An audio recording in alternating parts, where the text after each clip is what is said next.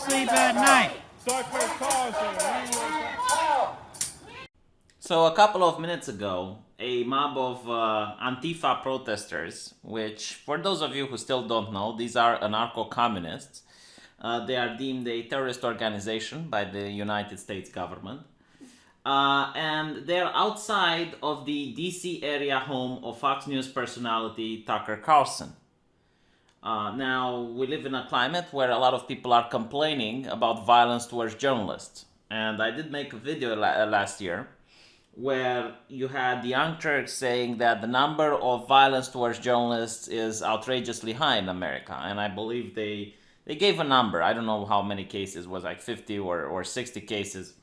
I would have to go back to that video and check. But half of those cases, when you look them up, are done by Antifa. So this is a renowned organization that constantly threatens and does violence towards journalists.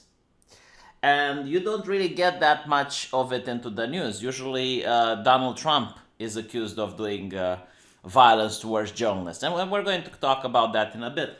But right now I just want to focus that this is happening. And I will be very curious to see in the next couple of days how the other journalists are going to react regarding this incident. Because it is absolutely unacceptable, right? Their chants are absolutely terrifying. Tucker Carlson, we will fight. We know where you sleep at night. Hashtag knock knock Tucker. This is beyond abhorrent. Nothing that Tucker Carlson does is illegal. This goes beyond free speech. And it goes into the territory of threats. Obviously, this is his personal home. His wife and children are living in there. And I wouldn't wish this on anyone. Even my worst enemy. I wouldn't want him to have like a couple of people with masks knocking outside his house, saying that they will fight. And they know where you sleep at night. Every night you spread fear into our homes, fear of the other, fear of us, and fear of them. Seems that these people have a phobia. It's very interesting, right? Like if you're homophobic, you're a problem. If you're transphobic, you're a problem. And here you have these people. We're afraid, scared, fear, fear, fear. We came to your house to fight. Seems like you have journalistic phobia, in my opinion. This is what we think of your racist rhetoric and fear-mongering towards immigrants. Well, I'm curious what the judge and jury will think once these gentlemen get arrested. And I hope they do get arrested. Like, honestly, I'm holding the authorities, in my opinion, responsible for what's going to happen. Okay, these people are breaking the law. They're not covered by free speech. Threats of violence are not covered by free speech. And as such, I hope the police manages to round them up. And we're going to see who they are and hopefully who put them up to this. Because usually when you have a group of organized protesters with similar chants, it's not a grassroots movement. Someone is organizing them, not necessarily paying them, but at least ideologically giving them support and is coordinating this type of activity. So again, really curious to find out. And it has to become like this. It has to go to the police in order to dissuade other people from doing this in the future. Otherwise, it's going to escalate, right? Like imagine if the right-wingers would do something like this and visit a CNN journalist. Heaven forbid. Like I would also be as outraged if that were to happen. But I'm just pointing it out. Like if you keep doing it, you're legitimizing this type of action. And in a democratic society, this type of action is abhorrent. Okay, we don't do it. And I don't want to see it legitimized, which is why these people need to be punished by the law, right? Not by private citizens. Now, with that said, let's look at what happens at CNN. Now, this clip is going to be taken right after the incident where a couple of Antifa attacked journalists. And to give credit to Andrew Cuomo, for the first 2 minutes, he says that, legally speaking, they are in the wrong. So people shouldn't punch journalists, like legally, he condemns it. But then he goes on and talks about morally. Bigots, and it gets hot, even physical. Are they equally wrong as the bigot they are fighting? I argue no. Fighting against hate matters. Now, how you fight matters too. There's no question about that. But drawing a moral equivalency between those espousing hate and those fighting it because they both resort to violence emboldens hate, legitimizes hateful belief, and elevates what should be stamped out. That's what Trump did wrong last year when he said this. You said there was hatred, there was violence on both sides. Well, I do think there's blame. I think there's blame on both sides. You look at both sides. I think there's blame on both sides, and I have no doubt about it. Excuse me, they didn't put themselves down as you, and you had some very bad people in that group. But you also had people that were very fine people on both sides. No.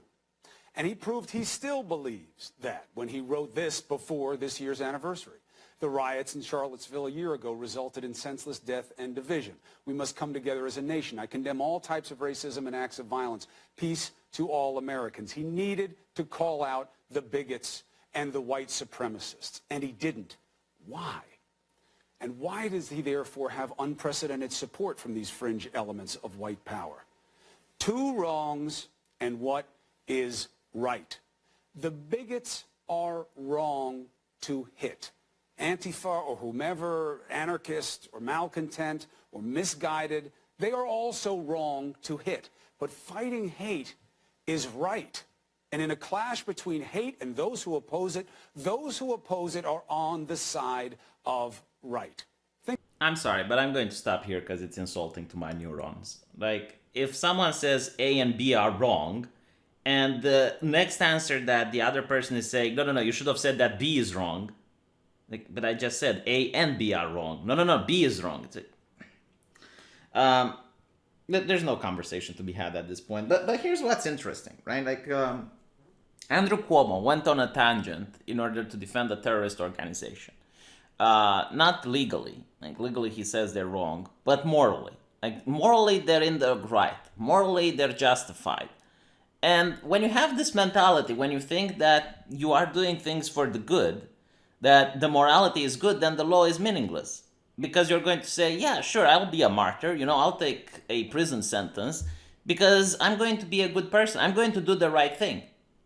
And I'm pretty sure this is how these anarchists act, by the way. Like, I'm genuinely convinced that they know what they're doing is illegal and they're ready to face the consequences, but they will say that they're fighting for the greater good. They're basically out there being moral people.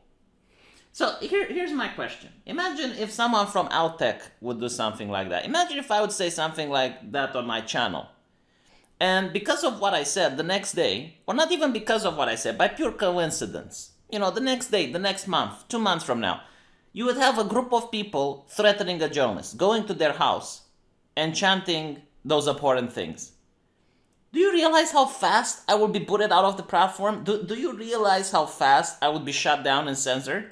Oh my God, like it's not even funny. And it wouldn't be just YouTube that would stop doing business with me. It would be the payment processors like PayPal, Streamlabs. I would be booted off everywhere. Why isn't CNN held to the same standards? Why isn't Andrew Cuomo held to the exact same standards that I would be held? Why? Because he's a journalist? No, because he works for a multi-million-dollar corporation. This is why they are above the little people. And you know what? Like when Trump attacks the press, he's not signing an executive order taking away the press freedom. He is not doing anything presidential that would restrict the press. No, he is using free speech. He is saying his opinion that the press is the enemy of the people when they're publishing fake news. And the press is livid about it. I'm going to make a video about that tomorrow, just so you can see how entitled these people are. And the main problem with this is that they are not even elected by the people. I don't think I should get any special rights or privilege because I'm here talking to you guys. But the press does think that they deserve special rights and privilege while attacking the alternative media. Non-stop, constantly, they're attacking the alternative press, which is their competitors. But at the same time, they cry foul when the United States president is calling them out. They're willing to ignore when other journalists are being attacked by groups of activists because of their message and because of the...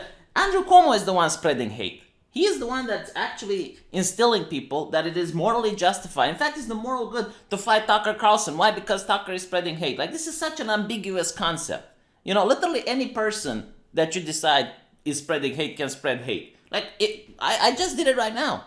How does it feel, Cuomo? Do you like it when I say you're spreading hate? All of a sudden, you're the target, you're the bigot. You know, like, what is... I'm genuinely curious. Like, bigot is someone who wouldn't change his mind. I'm genuinely curious if Andrew Cuomo will address this issue regarding Tucker Carlson, which is absolutely important. Anyway, again, this was breaking news. We'll see what happens about it tomorrow, and I'll have another video for you guys to watch the next day. Also, some good news. It seems that the YouTuber I earlier spoke about managed to get his channel back, The Gamer. We will discuss about that tomorrow as well. And thank you all for listening.